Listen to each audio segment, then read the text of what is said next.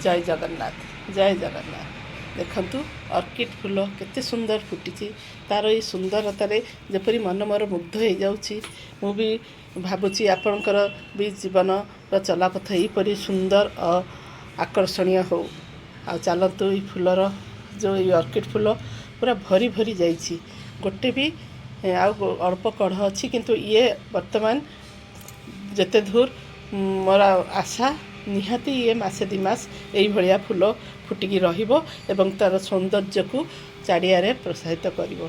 सेही भली आपनक भितरे थिबा लुकायित गुण को भी आपण लोक सम्मुख को आणतु एवं आपणक गुण को समस्तक पाखरे प्रशंसनीय करि तोळंतु। चलतु आज आम पखाल भात सहित आम गाँ गहलीर पारंपरिक रोषेईर मजा नेबा आउ ताको पखाल भात को आनंदर सहित आज आम परिवेषण करवा।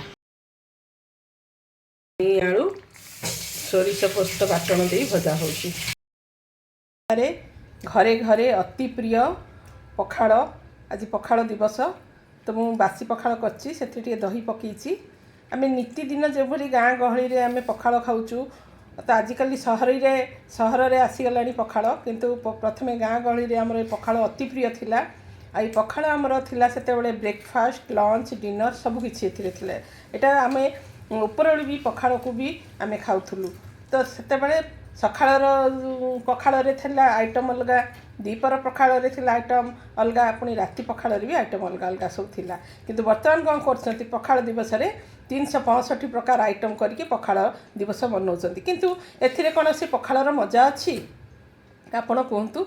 किंतु आज मु जो पखाल दिवस रे करिछि देसी खाना सब बनैछि जो थिरे पखालर भी आमे मजा नै परिबा आनंद रे आमे खाई परिबा। तो देखंतु मु एठी करिछि छुणी आलू भजा जहाँ कि घरे घरे आम गाँ गहली रे बाड़ी रे मिल जाए।